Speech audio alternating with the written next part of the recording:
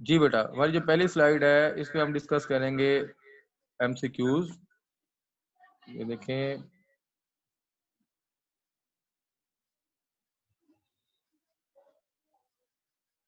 पहला जो हमारा एमसीक्यूज है वो है the source of carbohydrate are the green plant, these are the primary product of photosynthesis. ये तो आप तमाम बच्चों को पता है कि कार्बोहाइड्रेट का जो सोर्स है वो ग्रीन प्लांट है और ये फोटोसिंथेसिस का एक पहला प्रोडक्ट है। ये हमारा पहला हो गया बेटा।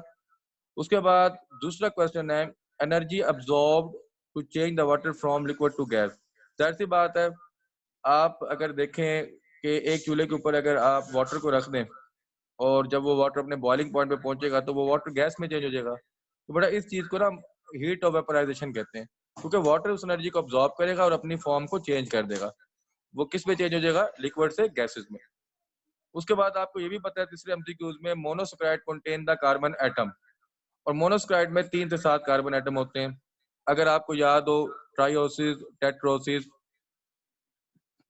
ट्राइओसिस हो गया, टेट्रोसिस हो गया, पेंटोसिस हो गया, हेक्सोसिस हो गया, हेप्टोसिस हो गया, तो ये आपको सारा पता है। Nucleotides have nitrogen base attached to the sugar at 1 carbon. अगर आप न्यूक्लियोटाइड का मॉलिक्यूल बनाए ना तो आपको पता है कि जो पेंटोस शुगर है उसमें 5 कार्बन होते हैं। कार्बन 1 पे अटैच होती है नाइट्रोजनस बेस और कार्बन 5 पे अटैच होता है फास्फोरिक एसिड। तो मेरे ख्याल से आपको न्यूक्लियोटाइड का स्ट्रक्चर भी अच्छे तरीके से पता होगा। अब नेक्स्ट चलते हैं।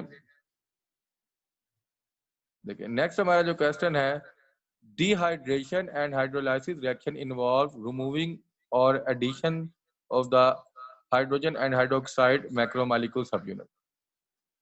उसके बाद नेक्स्ट है, it is the most abundant compound in the living organism that make up to 2/3 of the weight of the adult water. ये भी आपको क्लियर है। द ब्रांच ऑफ बायोलॉजी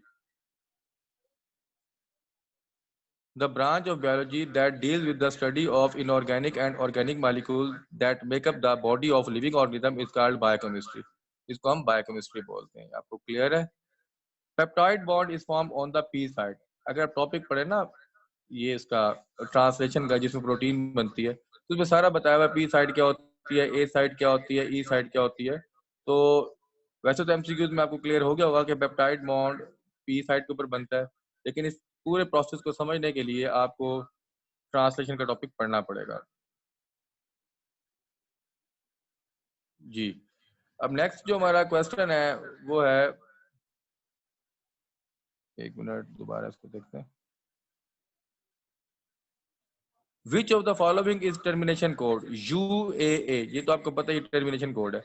आपको दो चीजें पता हो कि टर्मिनेशन कोड कौन से हैं, स्टार्टिंग कोड कौन से है, इनिशिएशन कोड कौन से, ये आपको पता होना चाहिए। कोड क्या है, कोडान क्या है, इसके बारे में आपको पढ़ना चाहिए। अगर आप ये चैप्टर पढ़ते हैं ट्रांसलेशन का तो उसमें आपको तकरीबन सारी चीज़ें क्लियर हो जाएंगी। अगर फिर भी आपको कोई इशू है तो आप कमेंट में लिखें, जो सा टॉपिक आपको नहीं समझ आ रहा, जिसमें कोई प्रॉब्लम है, वो मैं आपको यूट्यूब पे बना के दे दूंगा। Enzyme which join the piece of DNA are called ligase enzyme. आपको पता है लाइगेज एंजाइम क्या करता है कि डीएनए के अंदर दूसरे क्रोमोसोम के पार्ट को जोड़ता है। यूँ समझ लें कि दो डीएनए को आपस में अटैच करता है और रिकम्बिनेंट डीएनए बनाता है। ये जो दोनों आपस में जुड़ते हैं, इसको ये लाइगेज एंजाइम जोड़ता है। Number of base pair in 1 turn off DNA. ये तो आपको पता है कि डीएनए के एक टर्न के अंदर 10 बेस पेयर होते हैं और दो स्ट्रैंड के अंदर 2 नैनोमीटर का फासला होता है। विच one of the following is example of unsaturated fatty acid? Acetic acid ये इसकी एग्जांपल है। ये भी आपको पता है, अगर आप लिपिड का चैप्टर पढ़ें बायोलॉजिकल मॉलिक्यूल में, तो लिपिड के टॉपिक के अंदर आपको सारा पता चल जाएगा कि सैचुरेटेड फैटी एसिड कौन से हैं और अनसैचुरेटेड फैटी एसिड कौन से हैं। Myosin is the intermediate type of protein. Myosin के बारे में आपको पता होगा कि ये मसल प्रोटीन है। मायोसिन हो गई, एक्टिन हो गई, कैराटिन हो गई, फिब्रिल हो गई, ये इलास्टिसिटी होती है, ये डिसॉल्व नहीं होती। दो तरह की प्रोटीन होती है ना, एक फाइब्रस प्रोटीन और एक ग्लोबुलर प्रोटीन। फाइब्रस प्रोटीन से आप एक चीज को हमेशा याद रखें कि फाइब्रस प्रोटीन ऐसी होती है जो कि फाइबर लाइक होती है, जिसके अंदर इलास्टिसिटी होती है और वो डिसॉल्व नहीं होती। जैसे नाखून हो गया, जैसे हमारा गोश्त के मसल हो गए, मायोसिन हो गई, एक्टिन हो गई, हमारे नेल्स हो गए, सिल्क प्रोटीन हो गई, ये सारे अपना फाइब्रस प्रोटीन है। जबकि ग्लोबुलर प्रोटीन जैसे हार्मोन हो गए, एंजाइम हो गए, जो हमारे ब्लड के अंदर मूव करते हैं, तो वो प्रोटीन कौन सी होती है? ग्लोबुलर। तो इस चीज को आपने याद रखना है। तो मायोसिन प्रोटीन क्या है? इंटरमीडिएट टाइप ऑफ प्रोटीन है। अब नेक्स्ट देखें, blood group antigen contain the glycolipid, इसका बनेगा one of the pyrimidine base is absent in the DNA is called uracil. आपको ये तो पता ना डीएनए और आरएनए के अंदर क्या डिफरेंस है, एक बेस का डिफरेंस है, डीएनए में एडेनिन होता है और आरएनए में यूरेसिल होता है। The combination of pentose sugar with the base result in the compound is known as nucleoside। आपको ये तो पता है कि दो तरह की चीजें होती हैं, एक होता है न्यूक्लियोटाइड और एक होता है nucleoside.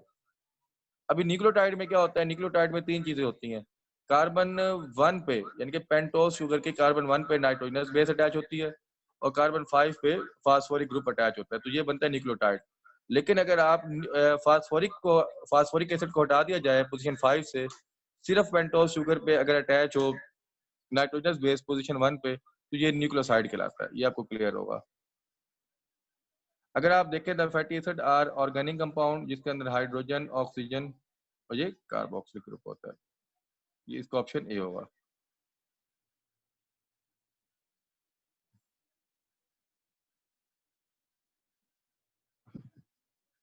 Amino acid in which functional group is H, it's name will be glycine. आपको पता है कि ये जो अमाइनो एसिड का मॉलिक्यूल होता है, अगर वहां पे आप फंक्शनल ग्रुप चेंज करते जाएं तो अमाइनो एसिड भी चेंज होते जाएंगे। आपको ये पता होना चाहिए कि कितने अमाइनो एसिड हमारी बॉडी के अंदर है, सेल के अंदर कितने अमाइनो एसिड है, प्रोटीन कितने किस्म के अमाइनो एसिड से मिलकर बनी हुई है, उनमें एसिडिक अमाइनो एसिड कौन से हैं, बेसिक अमाइनो एसिड कौन से हैं, एसेंशियल अमाइनो एसिड कौन से हैं, नॉन एसेंशियल अमाइनो एसिड कौन से हैं, ये आपको क्लियर होना चाहिए।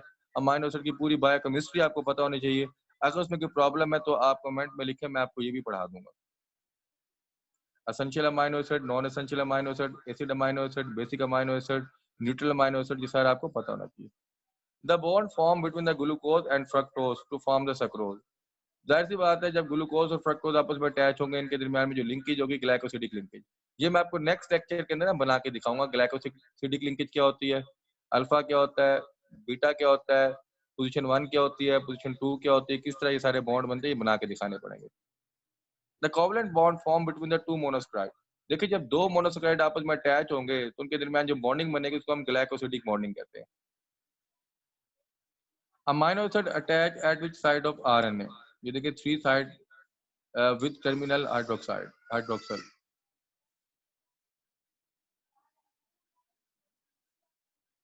नेक्स्ट देखें, metabolic waste from the metabolism of the nucleic acid is uric acid.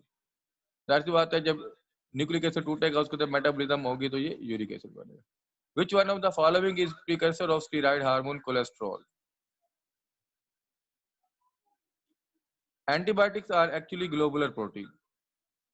आपको पता है ना ग्लोबुलर प्रोटीन कौन सी, फाइब्रस प्रोटीन कौन सी है। ग्लोबुलर प्रोटीन वो है जो ब्लड के अंदर डिसॉल्व हो जाए। Immediate source of energy for the cellular metabolism, सबको पता है एटीपी, ये इमीडिएट सोर्स ऑफ एनर्जी है।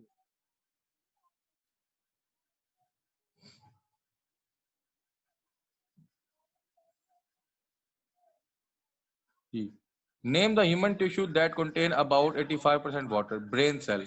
आपको पता है कि ब्रेन सेल के अंदर 85% वाटर होता है और ये एक इंपॉर्टेंट एमसीक्यूज है और ये अक्सर आ भी जाता है। Two strand in the DNA are coiled anti parallel. आपको पता है एक स्ट्रैंड 5 to 3 पोजीशन की तरफ होता है, दूसरा 3 to 5 पोजीशन की तरफ होता है।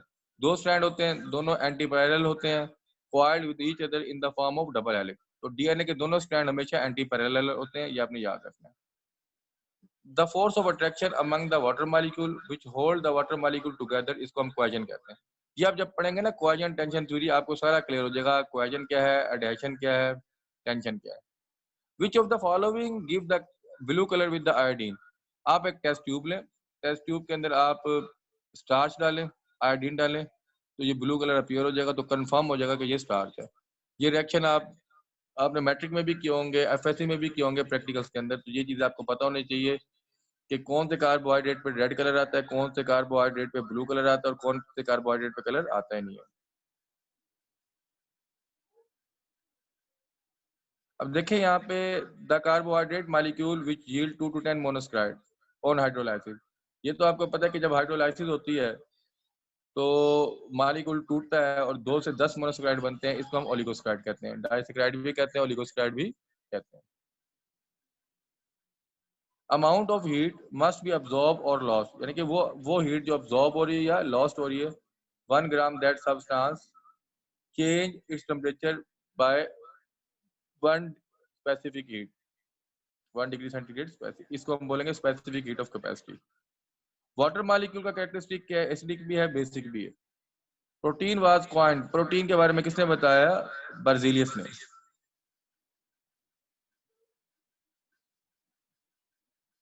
बेटा ये एक रिकमेंडेड बुक है, अगर आप लेना चाहें तो आप ले सकते हैं एमडी कैट में।